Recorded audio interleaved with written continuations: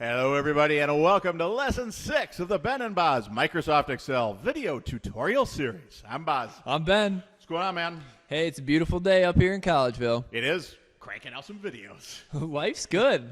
No place I'd rather be right now. That's right. All right, well, the goals for this one, we're going to introduce them to a kind of a complex feature, the VLOOKUP feature. It's one of those I don't use it a lot, but man, when I do, it is awesome. We're going to teach them some shortcuts as well, how to hide and unhide rows and columns, how to change font size and type and use a fill feature with the color, how to find some data, and then a very underrated feature that I love, the random number generator. Yeah, it's a lot of goals today, but I like how VLOOKUP's number one. Every time I talk to employers, basically the number one Excel skill they say students should know is VLOOKUP. So it's just like a must-have for sure. Gotcha. Yeah, so specifically, we're going to learn find with Control F, do a little bit of the searching with the VLOOKUPs, filling cells with a color. You can do that either with your mouse or with hotkeys, changing the font type, doing a little bit more data validation, kind of building on what we did a couple lessons ago, opening the Excel formula window, hiding columns and rows, and your favorite, picking a random number. Just to edit on your thing, I think as far as tools, the VLOOKUP would be a huge one. Right? I think the employers, as much as anything, they probably want a lot of the shortcuts too, right? Is it what you'd like, the Control-C, Control-V, all that? They just expect that kind of stuff that you can fly around your keyboard. Yeah, it's no longer setting yourself apart by being able to do that. It's the expectation that you have to do that. Yeah, definitely. So, all right, well, if we go down, first of all, to our sample data here, and we learned in a previous lesson that I will go ahead and I will use, I think I was off my data, but I will use the page down, so basically a control page down feature. And we have one kind of sample thing, and then we're going to look at something more accounting related. But what does this look like to you, Ben? It looks like a list of states with their populations. Do you have... Wyoming. Okay, Wyoming. So Ben, what were you going to say? I was about to ask you, what state do you want to know the population of it? Wyoming. All right. I wanted to pick something that wasn't visible here. Nice. Well, how we get there, if we want to do a search for it, now certainly we could use tools that we have that we've talked about so far. You know, we could use the control down arrow key. We could get to the bottom with Wyoming, right? And we could see their population of 578 grand. And that certainly works. We only have, the 50 states plus DC in here. But, what if this was 10,000 rows and we wanted something that we didn't know where it was within there? What we would use in that situation would be the find feature. I love this one. I use this all the time in all Microsoft products, pretty much. This is great for Microsoft products. You just use Control F. You got to spell it right, correctly, right? So I got to type in Wyoming right there. As I say spell it right, I mess it up. Wyoming, go ahead and hit, find next, 578,000. Is there another one you want to know, Ben? Yeah, would you go back to Control F, and this time before you hit enter, Yeah. so type in Minnesota, we'll say this time. Okay. And then hit find all. Find all. Okay, gotcha. I'll click on that. And so if you had more than one, that would be all the times it said Minnesota would be listed. So sometimes that's useful if Minnesota was listed like 6 times or 7 times or something like that. And so sometimes I'll hit find all, especially if I want to cycle through in a big sheet. It's easier to keep track of what I've looked at. But most of the time, if it's quick, just hit enter and it'll take me right where I want to go. Yep. So if you wanted to find all the north, so granted this is alphabetized, so you could just kind of look at them. But if we did the find all, now we see the 2, right? North Carolina and North Dakota. All right, now what could be neat here is, as opposed to always having to bounce around and find, the data, like what is my population for Wyoming or whatever, what could be nice is if all we had to do would be to type in a state's name and it would just show the population right next to it here. And in order to do this, we're going to queue it up with a data validation, but then we're going to use a VLOOKUP. All right, so for data validation, what I want to do here for the state is I want to just allow us to basically only select states that are listed here. So we want to spell them correctly. So I will go into data and then data validation. We are going to allow a list, and then our source is going to be our listing of states. So I'll go click on Alabama. I'll hit Control Shift down arrow key, and I've highlighted what I want. I'll go ahead and click OK. Now, when I have that one done, if I'm in this cell right here, I can just choose from one of the 50 states. When I go to population, this is what I want to be able to do is I want to be able to choose a state right here. You know, what's another state? You know, where would you live if you didn't live in Minnesota? North Carolina. North Carolina. So Mountain country, not the coastal. all right. So North Carolina. Well, what we want to do is be able to choose it and have the population just come up here in cell E3. We want the population to populate in this situation. All right. Now what I'm going to do is I'm going to do a VLOOKUP in order to get here. So to do a VLOOKUP, a lot of different ways you can get there. We'll show you a couple different ones. But if I do equals VL, and I'm going to make Ben happy here because he likes to do this one. Yeah, you are saving so much time by not typing the letters. Just hit that tab key. Just boop. Yep. So VLOOKUP, it's ready for me, and now it opens up. Okay, what I will do with this one now is it's kind of like, okay, what is your lookup value? So I want to look up, and I'm clicking on North Carolina. That's what I want to look up. Now I hit a comma, and I can see it's giving me a little instructions here. It's like, what is the range that you want to look up in? So where I want to look up is I'm going to click on cell A2 there for Alabama, shift, right arrow key, and now I'll hold down my control and I'll hit the down arrow key. So now it's highlighting all 50 states plus DC and the populations. Now I hit comma. What should I throw in there next for the last couple things here? Number two for the and column why is it index two? number. What does that even mean? So your table array, the previous one was in column A and B. And so column A, or the first one that you highlighted, is going to be 1, right? And the second one that you highlighted is going to be column 2. And so we want population. So looking at our data set there, we see population is in column 2. So we want it to look up our value in A. And once it finds it in A, just go over to the side and return whatever is in column 2. Yep, so that's your column index number is what we're popping in there. And then one final comma, and I've got two choices of what I can put in here pretty much, right? And what are they, and what do you usually choose? I always choose false in this case, so I I want an exact match. You can do an approximate match where, you know, maybe what you're looking up isn't exactly right, but it's pretty close, and you can mess with that a lot. We're not going to get into it right now. Typically, you just want to do false. For an exact match that way.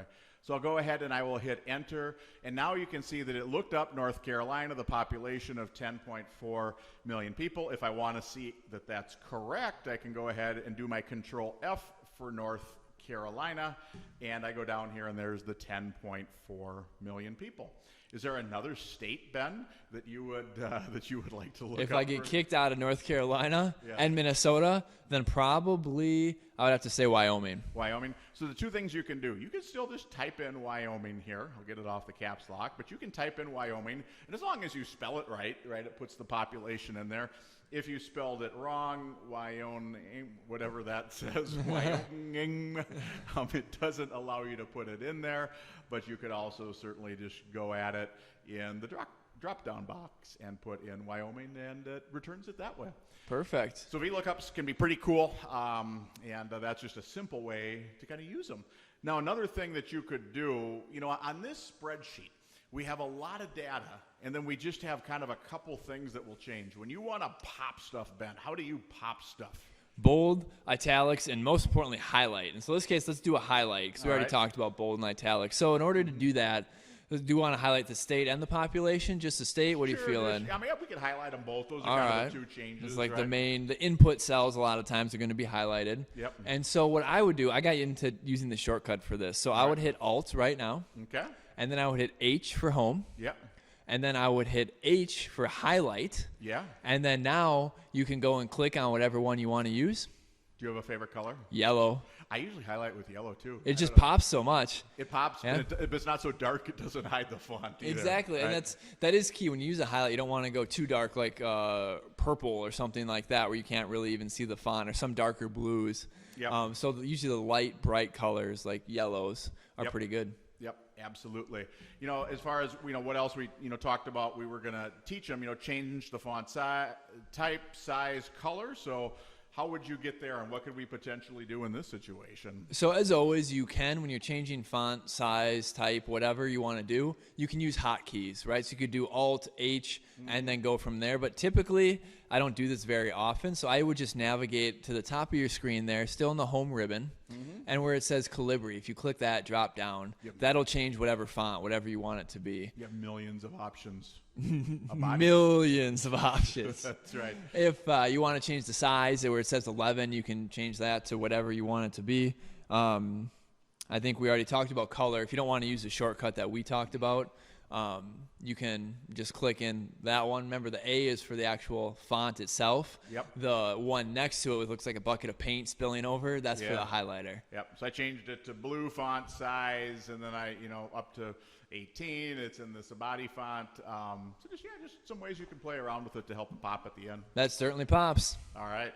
Now, if we go on and just using this a little bit more, okay, we're going to go on to my final, I'm going to go on to my final sheet here. I bumped a couple things. So onto my final template, using accounting-wise this way. So what I have here, this is an inventory table. All right, we have a company that has 400 units. It looks like it was a period of inflation, probably unreasonably so. Just after every few days, the price went up 30% in like 3 weeks. That's Pop- pretty big. Yeah, they should have purchased more right away.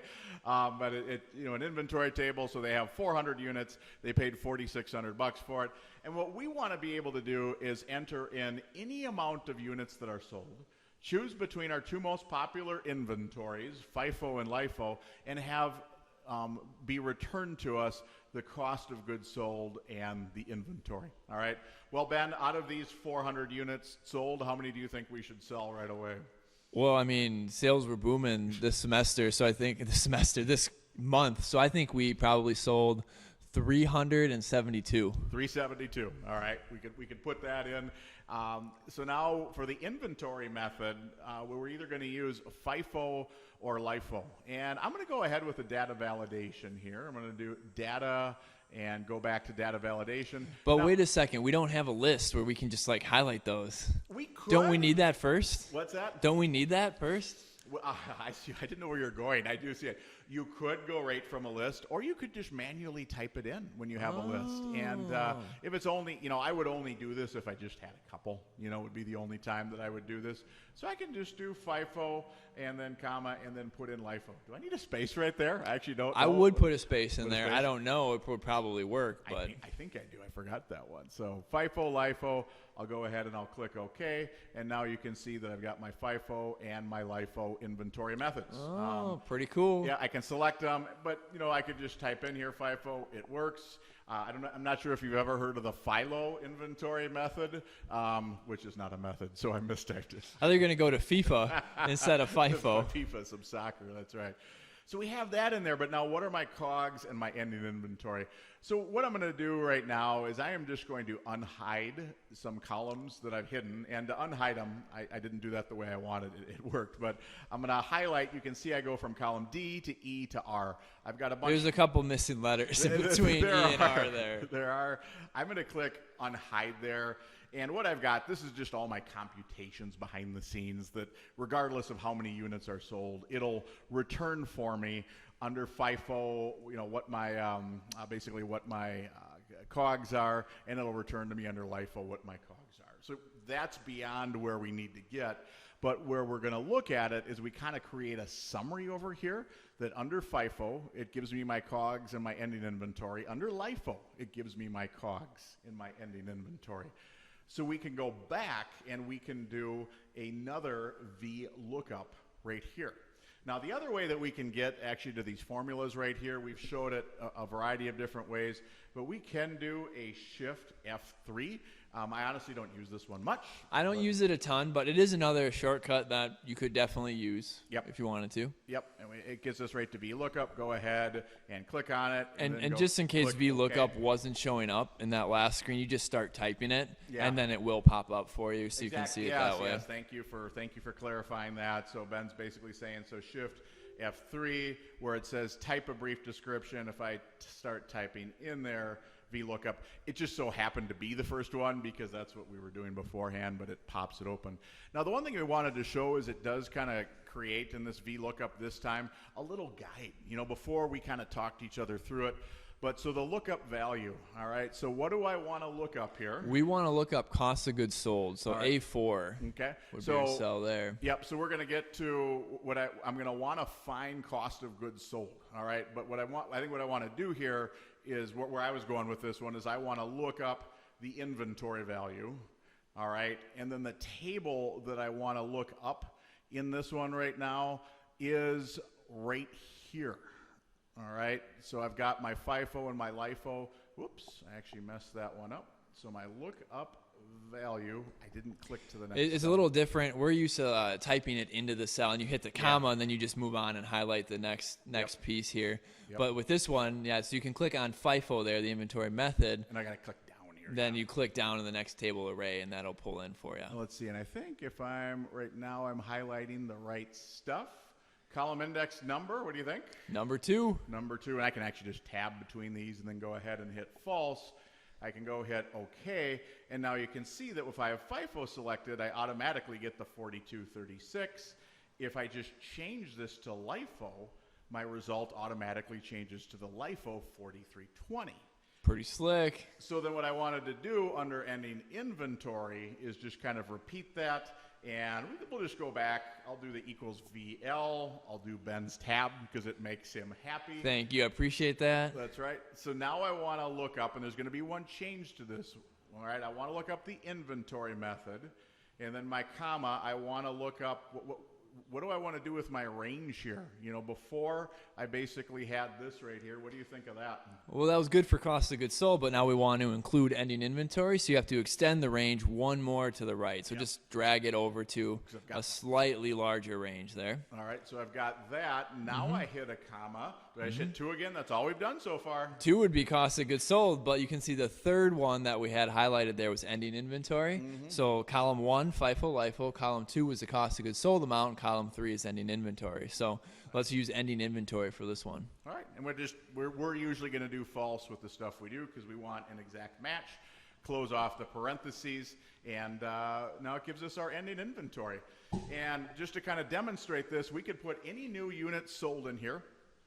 We could put 10, and we would expect COGS to go way down and ending inventory to go way up, right? Hey, look at that. It worked.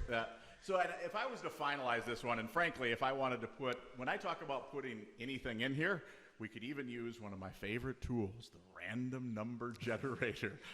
What you do with the random number generator, and this is frankly just a little bit of fun, but is I could type in... A little bit more fun. A little bit more fun. Type in equals rand between, and I'm going to do what Ben likes here, and when I get a little bit of the way in there, I'll just go down to rand between and then hit tab. Are you proud of me? I am proud of you. And what range do you think would be appropriate? What is the possible? We don't want to go below 0 or above 400. Do you want to fine tune it even a little more? I'm good with 0 and 400. All right, so they can sell anywhere between 0 and 400 goods, and we put that in the parentheses. So now when I hit end, you can see that it just randomly selects a number, and it's just kind of fun. 234. So, yeah, I sometimes use that if I ever just need to do some test data and I want to eliminate any bias on that. And it is now doing 234 under LIFO. If I wanted to change that under FIFO, boom, I have that. And then how I'd really finalize this is, you know, this right now, it would confuse people. All I really want to do is have people be able to choose the units sold and the inventory method, and then, you know, give them back their cost of goods sold and their inventory. So what I would like to do would be actually to hide this data set here. So do you hide using the shortcut sometimes, Ben? I don't usually use the shortcut, so if you wanted to, you could just click anywhere. All those cells will work. And say you want to hide the columns, you can just do a control and 0 in that case. Control and 0. So hide the columns you want to hide, control 0. And you wouldn't even have to highlight the whole columns. You could just pick one cell within a column, and it'll go away too. So like to your point, if I wanted to highlight this column, I'm in the column, I just hit control 0. Boom, the column's gone. I'm sad. What should I do? Sad or happy. Well, I'd do control C if you're worried about it. I was getting at with that one. if you want to do a row, you could also do that as well. And so to actually hide the row, it's going to be Control 9. Yeah, and I don't know that I really want to hide, do I want to hide the rows? Well, maybe I don't want all this stuff here. I just want the summary there, so I'll just put Control 9. And now you can see, the random number generator changed whenever we do something, so that's why some of the numbers change. But now someone has it in a spreadsheet, and they're like, wow, all I got to do is put in any amount of units sold, and it's just going to continue to update my COGS and inventory for me. That's pretty good. We're only at lesson 6. You can already create very functional spreadsheets for everybody. Teaching them some more complex stuff. Well, I'll just control page up back to my main thing here. I think we used some finds and VLOOKUPs, and we did some fills and changed the cell. We did some data validation with a type list. We used the Shift F3. We hit a column in a row. We used the random number generator. We managed to do it all. That was a pretty good lesson. Well done. Way to go, Boz. Thanks, man. Appreciate it. And thanks, everyone, for tuning in to Lesson 6 of the Ben and Boz Microsoft Excel video tutorial series. We will be back next time for Lesson 7, getting into some more cool stuff. Thanks, everyone. We'll talk to you next time.